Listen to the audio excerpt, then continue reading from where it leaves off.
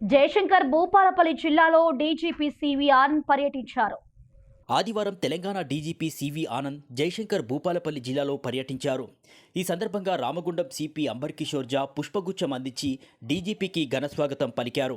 అదేవిధంగా జిల్లా ఎస్పీ సిరిశెట్టి సంకీర్త్, ములుగు జిల్లా ఎస్పీ సుధీర్ ఆర్కే ఖాన్ వారికి ఘనస్వాగతం పలికారు. ఈ సందర్భంగా డీజీపీ సివి ఆనంద్ పోలీసుల గౌరవ వందనాన్ని స్వీకరించారు. అనంతరం కాన్ఫరెన్స్ హాల్లో భూపాలపల్లి, ములుగు జిల్లాల పోలీసు అధికారులతో సమావేశం నిర్వహించారు. సుమారు 4 గంటల పాటు ఈ సమావేశం జరిగింది. జిల్లా పోలీస్ వ్యవస్థ పనితీరు, శాంతి భద్రతలు, సరిహద్దు అప్రమత్తత, సాంకేతిక ఆధారిత పోలీసింగ్, సైబర్ నేరాల నియంత్రణ, ప్రజలకు అందుబాటులో ఉండే పోలీసింగ్తో పాటు పలు అంశాలపై చర్చించారు. అనంతరం జిల్లా పోలీస్ కార్యాలయంలో ఏర్పాటు చేసిన జిమ్ సెంటర్ను డీజీపీ సివి ఆనంద్ ప్రారంభించారు. ఎస్పీ సంకీర్త్తో కలిసి కాసేపు టేబుల్ టెన్నిస్ ఆడారు. అనంతరం అరైవ్ అలైవ్ కార్యక్రమంలో భాగంగా పోలీస్ సిబ్బందికి హెల్మెట్లు పంపిణీ చేశారు. అనంతరం ప్రెస్ మీట్లో సివి ఆనంద్ మాట్లాడారు. మనకు మాదక ద్రవ్యాల సమస్య చాలా పెద్ద ఎత్తున మన ముందుంది. ఇది పెద్ద పట్టణాల నుంచి చిన్న పట్టణాలు, అక్కడి నుండి గ్రామాల్లో కూడా విస్తరించి కొద్దిగా మనం అందరం కలిసికట్టుగా దీన్ని ఎదుర్కోకపోతే ముందొచ్చే తరంకి చాలా కష్టం అని మనం చెప్పుకోవచ్చు. అందరూ కూడా ప్రమాదంలో ఉన్నాం. అందరం కలిసికట్టుగా పోలీస్కి కొద్దిగా సహాయం చేస్తే ఇన్ఫర్మేషన్ పరంగా, లేకపోతే ఎవరైనా పెడ్లర్లు, ట్రాన్స్పోర్టర్స్, వీళ్ళు సమాజంలోనే ఉన్నారు, వాళ్ళ గురించి చెప్తే తప్పకుండా మా ఈగిల్ సంస్థ ఏదైతే ఉందో వారు జిల్లా అధికారులతో కోఆర్డినేట్ చేస్తున్నారు. చాలా అందరు కూడా ఈరోజు లోతుగా దాని గురించి డిస్కస్ చేయడం జరిగింది. అందరికీ కూడా దానిపైన అవగాహన పెరిగింది. 2 జిల్లాల ఎస్పీలు కూడా వాళ్ళు చాలా వాళ్ళ అధికారులతో దీనిపైన దృష్టి పెట్టి ఉన్నారు. ఎందుకంటే ఈ జిల్లాల్లో రూట్స్ ఉన్నాయి. బయట నుంచి గాంజా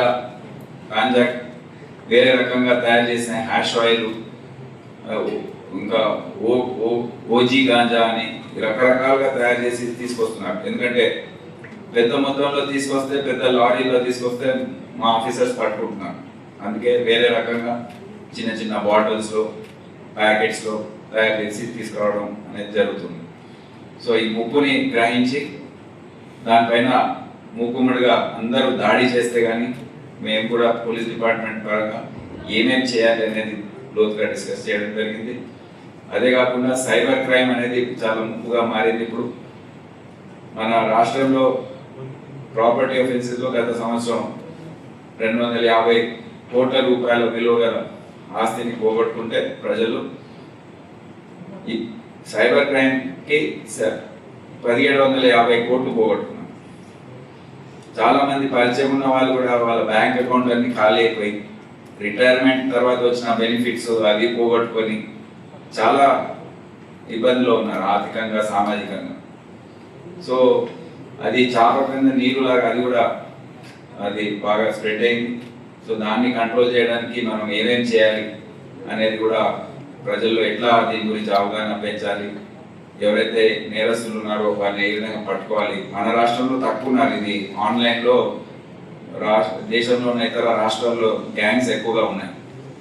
కానీ ఇది ఆన్లైన్, ఇంటర్నెట్ ద్వారా జరిగే క్రైమ్ కనుక వారు ఇక్కడ ఉన్న ప్రజల్ని మభ్యపెట్టి ఏదో ఇన్వెస్ట్మెంట్ చేస్తే 100 రూపాయలు పెడితే మీకు 200 వస్తాయని తప్పుడు ఆశలు పెట్టి వాళ్ళని మభ్యపెట్టి మోసం చేస్తున్నారు. సో దీనిపైన అవగాహన, ఎన్ఫోర్స్మెంట్ అనేది ఏ విధంగా పెంచాలనేది డిస్కస్ చేశాం. అదే కాకుండా ట్రాఫిక్, హైవే పైన ట్రాఫిక్ మేనేజ్మెంట్ అనేది చాలా ఇప్పుడు కీలకమైన అంశం. ప్రతి భూపాలపల్లిలో కూడా ఇప్పుడే ఎస్పీ గారు చెప్పారు, ములుగులో కూడా ఒక ట్రాఫిక్ స్టేషన్ అవసరమని. పెద్ద పెద్ద పట్టణాలు, నిర్మల్ కానివ్వండి, ఆదిలాబాద్ కానివ్వండి, ప్రతి చోట ట్రాఫిక్ సమస్య పెరుగుతూ ఉంది. సో దాని గురించి ఒక ట్రాఫిక్ బ్యూరో, ఈ హైవేస్ పైన తప్పుడు పార్కింగ్తో ఏవైతే మరణాలు జరుగుతున్నాయి, యాక్సిడెంట్స్ జరుగుతున్నాయి, అవన్నీ నివారించాలంటే ఒక హైవే పెట్రోలింగ్ సిస్టమ్ అనేది ఏర్పాటు చేసి ఒక బ్యూరో ద్వారా, ఏదైతే ఈగల్ మరియు సైబర్ సెక్యూరిటీ బ్యూరో ఉందో ఆ విధంగా ఒక traffic, road management and road safety bureau అనేది ఏర్పాటు చేయాలని గవర్నమెంట్ నిర్ణయిస్తుంది. తొందరలో అది రాబోతుంది. అదే కాకుండా ఫుడ్ అడల్ట్రేషన్, కల్తీ ఆహారం గురించి ప్రజల్లో బాగా దీని గురించి భయం కలిగించే విధంగా ఇప్పుడు ఈ కల్తీ జరుగుతూ ఉంది. మనం ఏం తింటున్నామో మనకే తెలియదు, ఏది సరిగ్గా ఉందో ఏది కొంచెం స్వచ్ఛందంగా ఉందో మనకు తెలియని పరిస్థితి. అందుకే ఈ కల్తీ ఆహారం పైన, కల్తీ పదార్థాల పైన దాడి చేయడానికి, దానిపైన వాచ్ చేయడానికి, ట్రాన్స్పోర్ట్ సప్లై దానిపైన నిఘా పెట్టడానికి దాన్ని కూడా ఒక ప్రత్యేకమైన సంస్థని రాష్ట్ర ప్రభుత్వం తీసుకురాబోతుంది. ఏదైతే సిబ్బందిని మేము కొద్దిగా గ్రే హౌండ్స్, ఆక్టోపస్లో పరిస్థితులకు అనుగుణంగా తగ్గించామో అది కొత్త సంస్థలకు మేము కేటాయించబోతున్నాం. అదే కాకుండా విజిలెన్స్ ఎన్ఫోర్స్మెంట్ వింగ్ అని ఒకటి, సివిల్ సప్లైస్లో చాలా భారీ ఎత్తున రైస్ మిల్లర్స్ ఏదైతే మోసం చేస్తున్నారో అది రికవరీస్ చేయడానికి అదొక ఎన్ఫోర్స్మెంట్ వింగ్. ఈ విధంగా రీడిస్ట్రిబ్యూషన్ ఆఫ్ మ్యాన్ పవర్ చేస్తున్నాం. మా 93,000 శాంక్షన్ స్ట్రెంత్ ఉంది. అది మేము ఇప్పుడు అవసరాల బట్టి దాన్ని శాంక్షన్ స్ట్రెంత్ని మార్చి అలాట్ చేయడం జరుగుతుంది. సో ఇప్పుడు ఇక్కడ చాలా చోట్ల women police station and traffic police అడుగుతున్నారు. సో ఉన్న సిబ్బందిలోనే మేము డిస్ట్రిబ్యూట్ చేసుకుంటే సాధ్యం అవుతుంది. అవన్నీ ఒక వర్కౌట్ చేసి రాష్ట్ర వ్యాప్తంగా ఎక్కడెక్కడ అవసరమో అందరికీ అలాట్ చేసి కొత్త శాంక్షన్స్ తీసుకొని మెల్లమెల్లగా రిక్రూట్మెంట్ అవుతుంది. ఇప్పుడు 5,000 మందికి పర్మిషన్ ఇచ్చారు. వచ్చే విడతల్లో అవన్నీ కూడా భర్తీ అవుతాయని. చిన్న జిల్లాలు కనుక అక్కడ వారికి వసతులు సరిగా లేవు. ములుగు లాస్ట్ మినిట్ లో తయారైన జిల్లా. అక్కడ ఎస్పీ గారు చెప్పిన ప్రకారం అక్కడ కనీస వసతులు కూడా లేవు.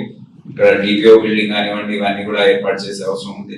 ఇక్కడ కనీసం ఒక పెద్ద బిల్డింగ్ ఉంది, కానీ దీంట్లో లోపల ఉన్న ఫర్నిచర్ ఇదంతా సరిగా లేదు. అవన్నీ కూడా నోట్ చేసుకున్నాం. అది వీలైనంత వరకు మేము బడ్జెట్స్ గవర్నమెంట్ నుంచి శాంక్షన్ చేయించడానికి ప్రయత్నిస్తాం. ఓవరాల్ గా చూస్తే అధికారులు అందరూ కష్టపడి పనిచేస్తూ ఉన్నారు. సరైన సేవ ప్రజలకు అందించాలని వారి పనితీరులో ఎస్హెచ్ఓస్ వాళ్ళందరూ కూడా చెప్పడం జరిగింది. ఇప్పటికే బీసీ ద్వారా అందరికి ఇన్స్ట్రక్షన్స్ ఇచ్చాము. విజిబుల్ పోలీసింగ్ అనేది ఏర్పాటు మీరు చేయాలి. గస్తీ, day patrolling, night patrolling, plus station house management ఏదైతే బ్రీఫింగ్, డీబ్రీఫింగ్ ఉంటుందో, మళ్ళీ CCTNS ఈ సాంకేతిక పరిజ్ఞానం ఏదైతే ఉందో ఆన్లైన్ లో అంతా ఫీడ్ చేసుకోవడం, సైబర్ క్రైమ్ సంబంధించిన అంశాలు అది కూడా ఫీడ్ చేయడం. సో ఈ కొత్త నేరాలు సిస్టమ్స్ ఏవైతే ఉన్నాయో అన్ని కూడా అడాప్ట్ చేసుకొని అందరూ కూడా కృషి చేసి ప్రజల్లో మంచి పేరు తెచ్చుకునే విధంగా పోలీస్ డిపార్ట్మెంట్ పట్ల ప్రజల్లో ఒక మంచి భావం ఉండే విధంగా పోలీసింగ్ చేయాలని అందరినీ ఉద్బోధించడం జరిగింది. అందరు కూడా కష్టపడి పనిచేస్తామని చెప్పారు. సో వచ్చే రోజుల్లో మీరు ఇది కూడా వ్యక్తిగతంగా చూస్తారని మీకు తెలియజేస్తాను.